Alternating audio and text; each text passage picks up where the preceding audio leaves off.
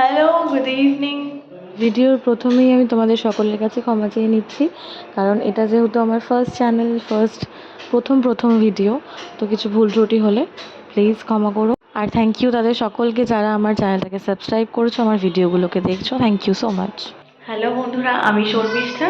তোমাদের সকলকে ওয়েলকাম জানাই আমার brand new channel Sharmishtha's daily ব্লগে। আজকে আমরা চলে এসেছি তারাপীঠ। তোমরা দেখতে পেয়েছো।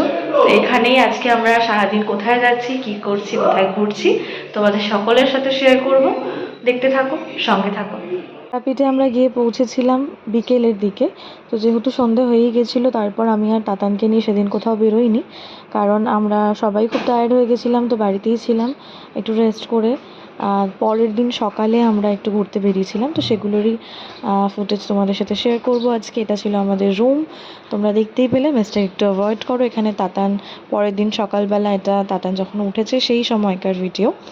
ওঠার পর ওর দাদা ভাইদের সাথে খেলছিল। আমি রেডি হয়ে নিয়েছিলাম বেরোবো বলেই। আমরা এখন বেরিয়ে যাচ্ছি ঘুরু করতে। শোনো বা, বলো, ঘুরু করতে যাচ্ছ তুমি?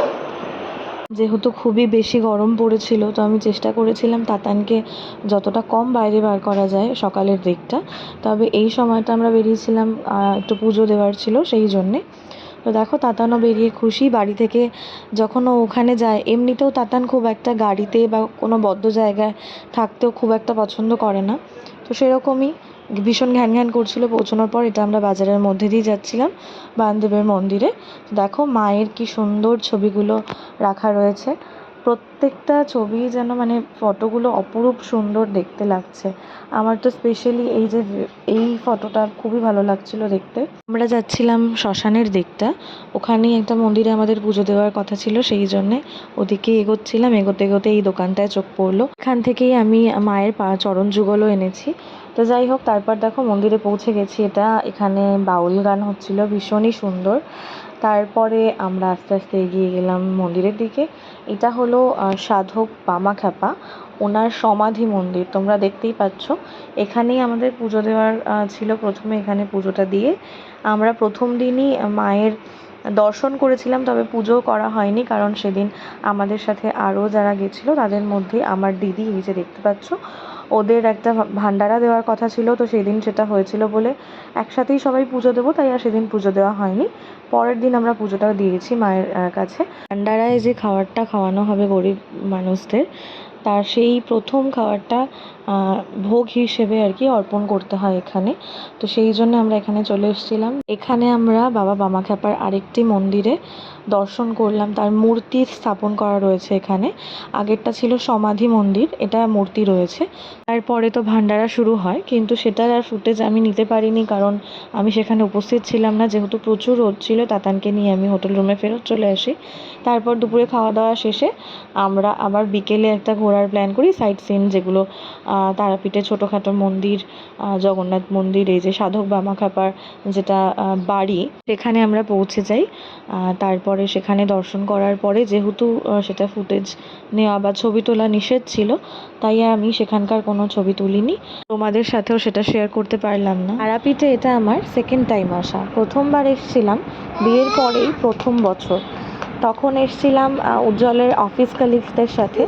এবার তো আমরা ফ্যামিলি মেম্বার্সরাই এসেছি, আমার দিদি, আমার বড় জেম্মা, পিসি, তার সাথে আমার জায়াবুর কিছু বন্ধুবান্ধব, যাদের আমরাও খুব ক্লোজলি চিনি, ছোটো থেকেই আমি দেখছি। তো তাদের সাথেই এসেছিলাম। এবারও বেশ মজা হয়েছে, মায়ের দর্শন করে মন প্রাণ জুড়িয়ে গেছে। সতীপীঠের 51 পীঠের মধ্যে তারাপীঠ কিন্তু একটা গুরুত্বপূর্ণ এবং খুবই জাগ্রত একটা পীঠ, সেটা আমরা সবাই জানি। কিন্তু তোমরা কি জানো তারাপীঠ নামকরণটা কিভাবে হয়েছে? হ্যাঁ, হয়তো অনেকেই জানো, বলা যেতে পারে সবাই জানো। তবে যারা জানো না তাদের জন্য আমি একবার বলে দিই। যখন মাতা সতী তার বাবার বিরুদ্ধাচরণ করে মহাদেবকে বিয়ে করলেন, তখন তার বাবা রেগে গিয়ে এক প্রকার ফন্দি আঁটলেন মহাদেবকে অপমান করার। তখন তিনি কি করলেন, একটি যজ্ঞের আয়োজন করলেন এবং মেয়ে জামাইকে আমন্ত্রণ জানালেন সেই যজ্ঞে। তারপর সেখানে মাতা সতী যখন বুঝতে পারলেন বা দেখতে পেলেন যে তার স্বামীর চরম অপমানিত হচ্ছে, তখন তিনি সেটা সহ্য না করতে পেরে মাতা সতী সেখানেই দেহত্যাগ করলেন। এই মুহূর্তে মহাদেব প্রচণ্ড ক্ষুব্ধ হয়ে গিয়ে মাতা সতীর দেহ তার কাঁধে তুলে নিয়ে তাণ্ডব নৃত্য শুরু করলেন। এই তাণ্ডব নৃত্য থামাতে এবং জগৎকে ধ্বংসের হাত থেকে বাঁচাতে নারায়ণ তার সুদর্শন চক্র চালিত করলেন সতী মাতার দিকে। সেই সুদর্শন চক্র দ্বারাই খণ্ডিত হলো সতী মাতার দেহ এবং খণ্ডিত হলো 51টি ভাগে, যেগুলো চারিদিকে ছড়িয়ে ছিটিয়ে পড়লো এবং সেগুলোই সতীপীঠ নামে নামকরণ হলো।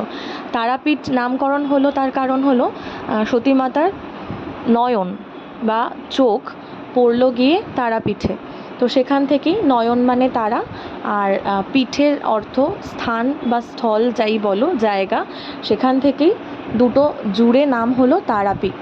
পৌরাণিক কথা এটাই কথিত আছে, তো সেইভাবেই আমি জানি। আমি ঠিক জানি কি না অবশ্যই সেটা কমেন্টে জানিও। তোমরা কে গেছো, কতবার গেছো তারাপীঠে সেটাও কমেন্টে জানাতে ভুলো না। তোমাদের এক্সপিরিয়েন্স কেমন অবশ্যই জানিও। আমার এক্সপিরিয়েন্স তো খুবই ভালো, তারাপীঠে মায়ের কাছে গেলে তো অবশ্যই ভীষণ ভালো লাগে। তবে যেটা আমার একেবারেই ভালো লাগে না সেটা হলো তীর্থস্থান নিয়ে ভণ্ডামি, যেটা এখন প্রত্যেকটা তীর্থস্থানেই প্রায় হয়ে থাকে। আর সেগুলো তো এখন ট্যুরিস্ট স্পটই হয়ে গেছে এক প্রকার, মানে মানুষের ঘুরতে যাওয়ার জন্যে, পুজো দিতে যাওয়ার থেকেও বেশি ঘুরতে যাওয়ার একটা পারপাস হয়ে যায়। তো যাই হোক, সে অবধিও ঠিক ছিল। কর্মক্ষেত্র মানুষের একটা মন্দিরকে ঘিরে গড়ে উঠছে, সেটা খুবই ভালো কথা। তবে ভণ্ডামিটা মেনে নেওয়া যায় না, তো এখানেই আমার একটু প্রবলেম রয়েছে। যাই হোক, ওভারঅল এক্সপিরিয়েন্স খুব ভালো। আর আমরা যেগুলো সাইট সিন করলাম বা সাইট সিন ঘুরলাম, ইস্কনের মন্দির ছিল, সেখানে জগন্নাথ দেবের মন্দির ছিল, সবটাই খুব ভালোভাবে আমরা সেদিনকে ঘুরেছিলাম। সন্ধ্যের দিকে, প্রথম দিন সন্ধ্যেবেলা বা বিকেলবেলা বলতে পারো, ঘোরার পরে আমরা ফিরে এসেছিলাম হোটেল রুমে ফেরার পর বেশ খানিকক্ষণ গল্প আড্ডা হয়, তারপরে রাতে ডিনার সেরে দিনটা সেখানেই শেষ হলো। ভীষণ ভালো কেটেছিল প্রথম দিনটা, এইভাবেই গেল পুরো দিনটা। তো যাই হোক, তোমাদের আমার ভ্লগ দেখতে কেমন লাগে অবশ্যই কমেন্টে জানিও, ভালো লাগলে অবশ্যই একটু ভালোবাসা দিও। আমার ভ্লগগুলো ভালো লাগছে কি না অনেস্টলি কিন্তু অবশ্যই জানিও, তাহলে ইমপ্রুভ করার জায়গা থাকলে আমি অবশ্যই সেটা চেষ্টা করব ইমপ্রুভ করার।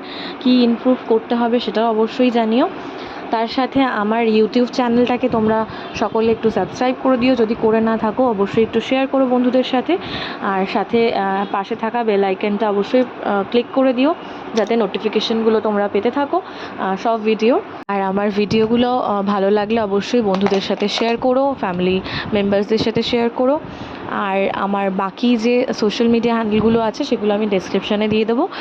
যদি মনে হয় ভালো লাগে তাহলে অবশ্যই গিয়ে আমাকে সেখানেও ফলো করতে পারো। সবাই খুব ভালো থেকো, দেখা হবে অন্য একটা ভ্লগে। Thank you for watching.